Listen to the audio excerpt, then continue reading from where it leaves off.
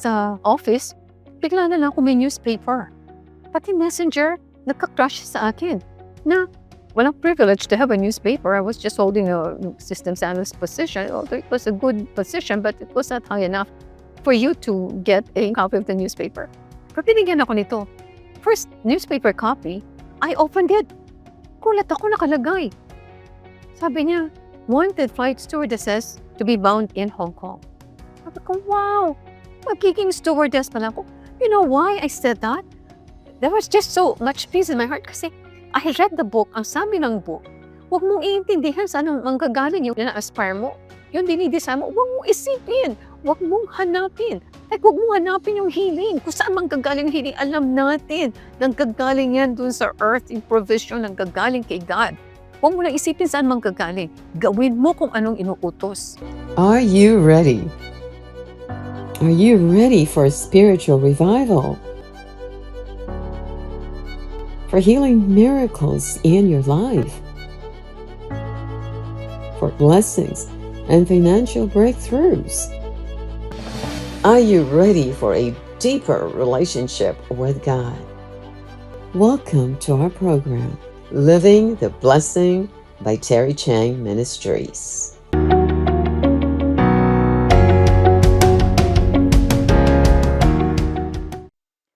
Pag magaling ka na, then mag-focus ka na dito sa prosperity. Gusto mo maging millionaire. Okay. So ngayon, ginawa ko, pinost ko lahat nga itong mga papel na to everywhere. Now, it brings us now to the third step to activate your faith. Tandaan po natin, ang first is to sow a seed consistently. Second is to put substance in your faith through that definite achieving. Ito yung goal. Ngayon, ang number 3 dyan is declare your goal. Declare your goal. Speak your goal. Speak, confess, declare your goal. Okay. Ngayon, based on mga ni-research ko po ito, lahat ito. This is how the brain processes information. Okay? When you say or hear something repeatedly, it becomes familiar. Your brain interprets the familiarity as a signal of truthfulness. Naku, ang ibig sabihin nun?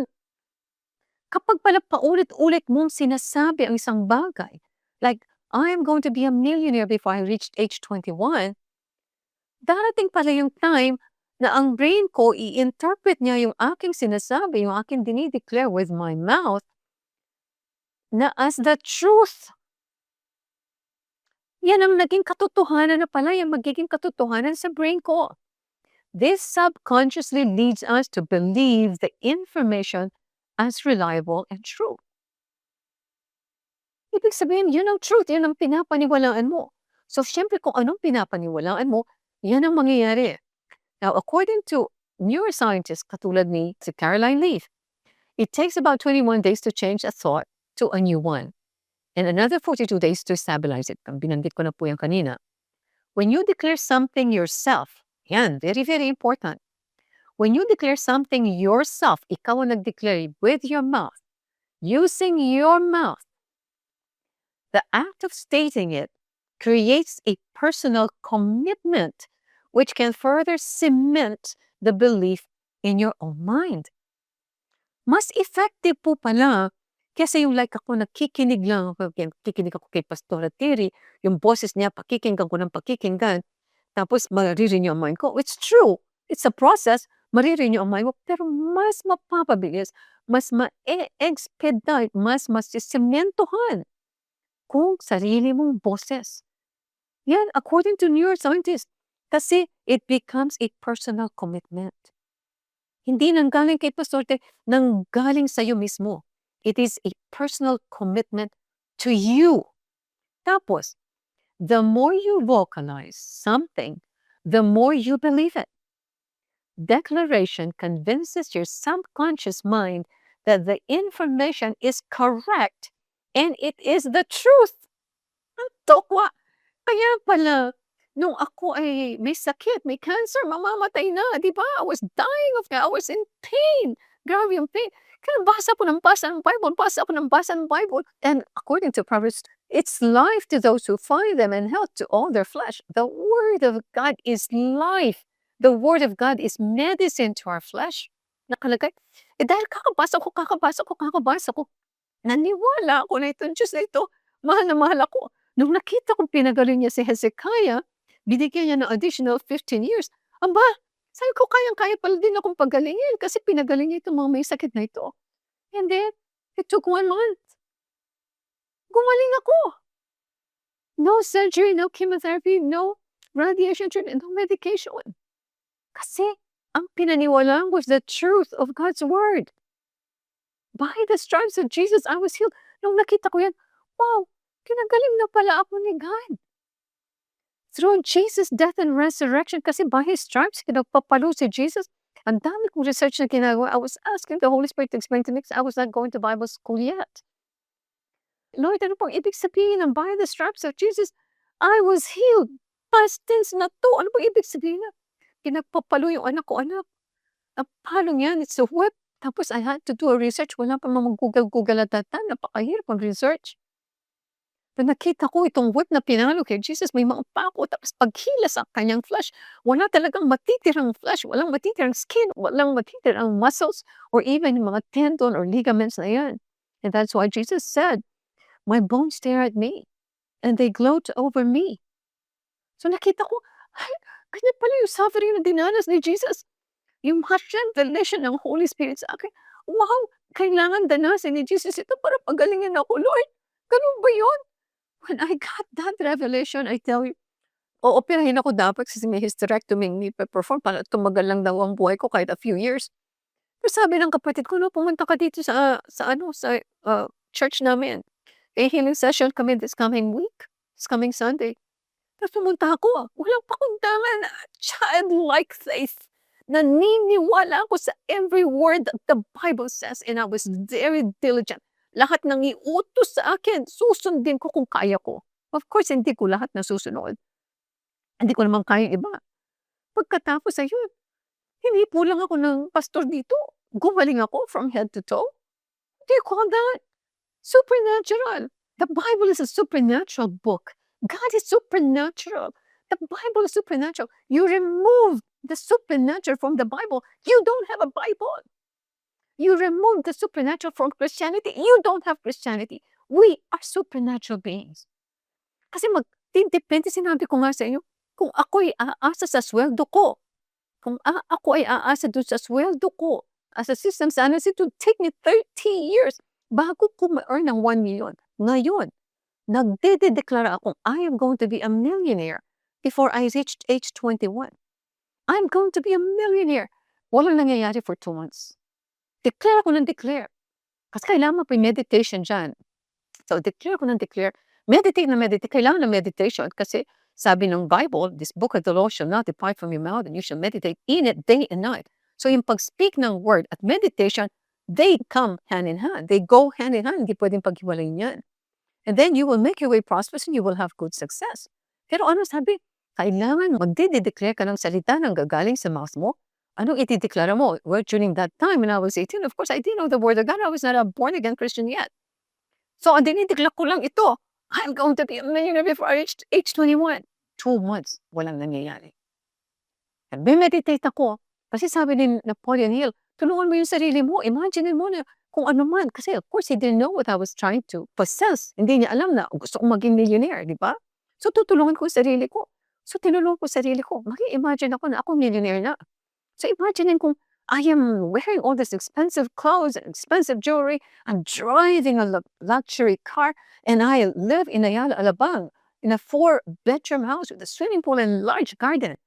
Araw-araw, walang tigil, nasa bus ako. Yan ang ini-imagine ko. Hindi ka gonna be a millionaire before I reach age 21. Tapos i-imagine ko, naku, ang saya-saya kong nag-i-imagine. Dumating ang time, parang totoo na. All of a sudden, confident ako, wow! Parang feeling ko mayaman ako. Despite na wala naman akong kayamanan kahit 5. Pero ang feeling ko, I was already a millionaire.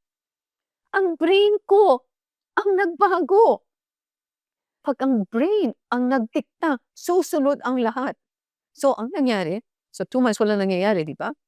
So, sabi ni Napoleon Hill, kailangan at least 3 months or kung mas matagal, 6 months, huwag kang titigil kahit 5 taon, huwag kang titigil kasi mangyayari daw. Ako ayokong tumagal ng 5 years, ayokong tumagal ng 10 years. Gusto ko before I reached age 21, kailangan gagawin ko lahat ng kaya ko. I was so conscientious. So, apart from thinking na ako'y mayaman, wearing all those expensive things and driving an expensive car, whatever, tutulungan ko yung sarili ko ngayon. I was in the lunchroom dito sa law office namin, law firm. Merong lunchroom doon. Doon sa kaliwa, nandun yung mga secretaries, yung mga assistants, those who were holding law positions with the firm. Dito sa kanan, nandito lahat yung mga talagang mayayaman sila. Naka-suit, naka-shiny shoes, and talagang they drive yung mga napakagagandang mga kotse. Nandito sila sa kanan. So, ang gagawin ko ngayon, gusto kong maintindihan kung bakit itong mga tao ito poor at kung bakit itong mga tao ito rich. Pumunta ako ngayon dito sa poor side. Ang naririnig ko is, ang mga anak nila ay nasa public schools kasi napakamahal nang ipasok sila sa private. Ang problema nila is, paano nila mabayaran yung rent nila this coming katapusan ng buwan? Problema nila, paano mababayaran yung tuition fee o yung libro or whatever. Sabi ko, ito yung mga pinoproblema nila. Tapos, maririnig mo lang kinakain nila puro noodles, puro sardinas na hindi healthy. Although kami ganun din. Kasi poverty stricken nga. Pero yan ang lumalabas sa bibig nila. And I already read the book na hindi mo pwedeng ilabas yan sa mouth mo. Kaya sila mahirap because that is what comes out of their mouth. Now, pupunta ako dito sa kanan. Nandito yung mga lawyers, nandito yung mga clients nila, partners. Ang gaganda ng ayos. Pinag-uusapan nila, kailan ang next vacation? Sa Zurich? Sa Europe? Sa Spain? Sa ang international school papasok ang anak mo sa next school year. So, anong susunod na kotse yung bibilhin mo? Puro ganyan ang pinag-uusapan, puro kayamanan. Sabi ko, ay, dito na lang ako sa side na to. Walang negative. Tapos ang mga kaso nila, puro panalo. Kasi they never discuss na sila ay may possibility matalo. They will only talk about winning the cases. Kaya they were so expensive, the most expensive sa Pilipinas during that time. So ngayon, natuto ako ngayon to discern. Ako, avoid ko itong mga negative na to. Di ko pakikinggan itong mga negative na to. Magsasalita lang ako ng positive. So ngayon, ito na lang naging laman ng utak ko. I'm going to be a millionaire before I reached age 21. Nangyari ngayon, 3 months na. Bigla na lang akong pinapaupo sa bus itong mga lalaki. Dati for 3 months, nakikita nila ako, hindi pinapaupo. All of a sudden, they get to be attracted to me. Kasi I was building this confidence na I was not even aware of. Sa office, bigla na lang ako may newspaper. Pati messenger, nagka-crush sa akin. Na walang privilege to have a newspaper. I was just holding a systems analyst position. Although it was a good position, but it was not high enough for you to get a copy of the newspaper. Pero binigyan ako nito. First newspaper copy, I opened it. Kulat ako, nakalagay. Sabi niya, wanted flight stewardesses to be bound in Hong Kong. Sabi ko, wow, magiging stewardess pala ako. You know why I said that? There was just so much peace in my heart kasi I read the book. Ang sabi ng book, huwag mong iintindihan saan ang manggagaling yung na-aspire mo. Yung dinidesire mo, huwag mong isipin. Huwag mong hanapin. Like, huwag mong hanapin yung healing. Kung saan manggagaling yung healing, alam natin. Nanggagaling yan dun sa earth, yung provision, nanggagaling kay God. Huwag mo lang isipin saan manggagaling. Gawin mo kung anong inuutos. Diba? Sabi ni Napoleon Hill na ang brainwaves na natin, they travel in space called the ether. Tapos, itong brainwaves ko na to, nagdi-desire ako maging millionaire. Tapos, imimit daw itong brainwaves ko ng brainwaves ng taong ito na kailangan ng tulong ko. Can you imagine? Kanya palang nag-ooperate yan. And, of course, naniwala ako, kahit ano sabihin ni Napoleon, naniniwala ako. Wala na akong hindi pinapan, walang Google search, naniniwala na lang ako. Childlike faith. Pagkatapos, ngayon nag-apply ako ng stewardess. So, there were 7,000 women. Ang kaganda nila. In fact, si Robert nagdala sa akin sa Manila Hotel for my first interview. So, they were only going to take 21 girls. Kung ikaw mahina-hina ka, give up ka na. Kasi nakikita mo ang gaganda nila. I couldn't hold a candle to them. Ang gaganda din mga anak na artist, anak ng politicians, anak ng sabi pa ni Robert sa akin, kung nandiyan pa yung asawa ko nakikinig, sabi niya, "Terry, sigurado ka bang gusto mong mag-apply dito? Kasi ang gaganda nila." Grabe ang galit ko kay Robert. Niligaw-ligawan ako, hindi mo pa nagaganda sa'kin 'tong lalaking ito. So anyway, I went for the interview. Pagkatapos, so many girls. Na-meet ko si Mr. Tu. Tapos, so he asked me all these questions. Kaya sabi ni Napoleon Hill, "Huwag kang mag-alala. Kasi words will just come out. Kasi yung brain mo, gagawa ng paraan. Parang ganun. Ang brain is so powerful, I tell you." Kaya minsan yung mga libro diyan lumalabas that the brain is God. And because it's so powerful. Pagkatapos, ewan ko kung saan ko nanggaling yung mga sagot sa mga katanungan niya. He was just so impressed with my answers. So yung isang question niya, yung last question niya, very casual sinabi, "There, do you know how to cook?" And then, sabi ko sa kanya, I looked at him straight in the eye. Sabi ko, "Mr. Tu, you take me in, I will cook the best adobo in the world for you." Ako, natiklo ko.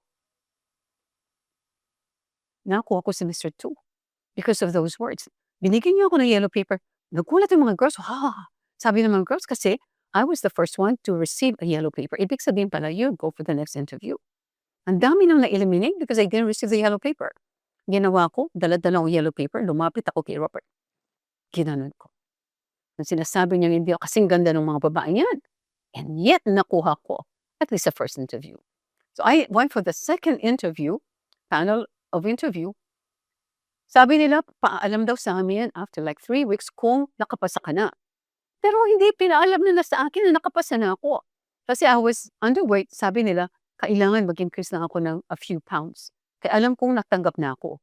So on board the airplane, October 21, I remember the date, 19, I'm not gonna share the date kasi malalaman niyo ang aking edad. So anyway, I was on board Cathay Pacific bound for Hong Kong. Nung nandun ako sa aeroplano, yung coordinator, na kapatid ni Barbara Perez, if you know her, she was an actress before. Sabi niya, she would choose 2 girls to move to the business class section. Kasi lahat kami nasa economy. Tapos, sabi ko sa sarili ko, sino pa ba naman yung one of the girls? Natural ako. Why? Because I was too confident. Very, very confident. Dahil yung brain ko nagbago na. I was not that poverty-stricken girl anymore. No. I was that millionaire girl na. So, tumingin siya dito, from this side, nandun yung mga girls. Tapos tumingin siya, nandun ako sa center. Tapos biglang, nakita niya ako. You! Sabi ko, si? Sabi ko sa sarili ko, si Teresita? Teresita ang aking si Teresita? Sabi ko na sa'yo, ikaw makukuha. So then I moved to the business class section. Tapos dito ko pala mamimit yung sinabi ni Napoleon Hill na yung brainwaves ko magta-travel dito sa brainwaves ng taong mangangailangan sa akin. I met Danny Coronel. He was the owner of Cinderella. In fact, nung una nagpapakilala siya, hindi ko pinapansin. Pero sinabi niya, "I'm Danny Coronel, the owner of Cinderella." Sabi ko, tapos sabi niya, Terry Alcala, hindi pa kami mag-asawa ni Robert. Pagkatapos, mamaya, sinabi niya, "Do you want to do business with me?" Kagad-agad. Sabi ko, like, what kind of business? Tapos, alam ko Cinderella kasi nung bata ako, nag-aambisyon akong magkadamit from Cinderella. At hindi namin ma-afford yan. Hindi ako magkadamit from Cinderella, hindi namin ma-afford. And all of a sudden, I'm meeting the owner of Cinderella. Sabi niya, helping me. She's showing me the ropes to do business with him. Sabi niya, gagawin ko lang ito, magdadala ng mga t-shirts, ng polo shirts, ng pantalon to the Philippines. Oh my gosh! Meron naman ako mga days off and may free tickets or baited tickets. Napakadali kong makakutin yung mga pinapadala ni Danny Coronel. And I was making like 20,000, 30,000 every time nung lumipad ako, si Chris at saka si Robert na deliver ng products na yan, pabalik kay Danny. Kaya lang, bilang ako ng bilang. Hindi ako magiging millionaire by, before I reached age 21 kung ganito lang ang kinikita ko. Tapos bigla ko inisip, yung tinuro ni Napoleon Hill na, keep on declaring, keep on meditating. Huwag kang mag-iisip ng negative. Kaya mo yan. Kasi darating ang kasagutan dyan. All of a sudden, wisdom came.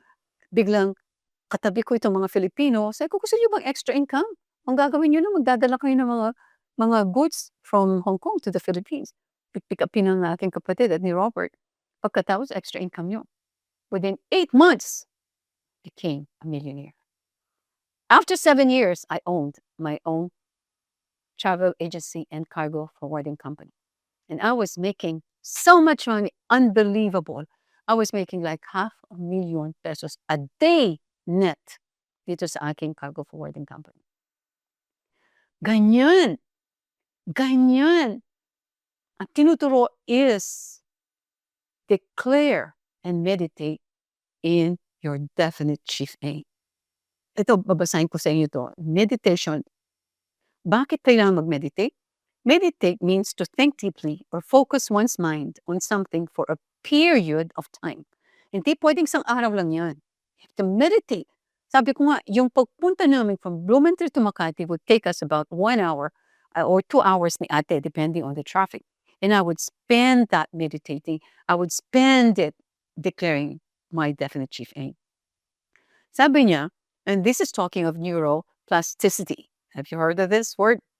The brain can be physically rewired through imagination, a process known as neuroplasticity. By consciously imagining a new thought or skill, you can strengthen the corresponding neural pathways, which primes your brain for new ways of thinking and behaving. Can you imagine? Neuroplasticity, kayang-kaya natin baguhin ang laman ng utak. Kung ngayon may fear ka dahil mamamatay ka, may cancer ka, syempre sinabi ng doctor, advanced stage or whatever. Kung yun ang iniisip mo, pwedeng baguhin yan through neuroplasticity. Ang gagawin mo, yung old thoughts mo ay babaguhin. Hindi mo mababago yan because it's already permanently stored in your brain. Pero, yung tinatawag nila dyan na mga dendrites, nandiyan na yan, hindi mo na matatanggal.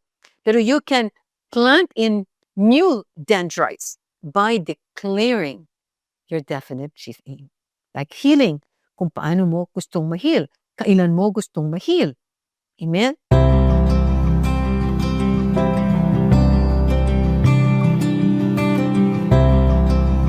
Sa mga nais pong sumulat, magbigay ng testimony, or may prayer request, isa pong malaking karangalan na kami makapaglingkod sa inyo. Kayo po ay maaaring pumunta sa aming website sa www.terrychang.org. Inuulit ko po, www.terrychang.org. Maraming salamat po. Hi, si Pastora Terry Chang po ito. Nawa po ay na-bless kayo sa mensahe ng Panginoon para sa araw na ito dito sa aming programang Living the Blessing ng Terry Chang Ministries. Ang sabi po sa John 8:32, "You shall know the truth, and the truth shall set you free." Kung gusto mo ng kalayaan, tatanggapin mo si Jesus at ililid kita dito sa prayer na to. Your life will never be the same again. Dadaloy ang kanyang buhay, ang kanyang presensya sa lahat ng areas ng iyong buhay. So, ipikit mo ang iyong mga mata kung ikaw ito at ililid kita dito sa prayer. And pray it from the heart as if it is your own. Heavenly Father, patawarin niyo po ako sa lahat ng aking mga kasalanan. Marami pong salamat sa pagpapatawad ninyo. Jesus, kailangan kita. Come into my life and be my Lord and Savior. Holy Spirit, change me, mold me, transform me into that person that you designed and created to be. Amen. Ayan, born again Christian ka na. Congratulations. Tandaan niyo po, mahal ko kayo at mahal kayo ng Panginoon. God bless you.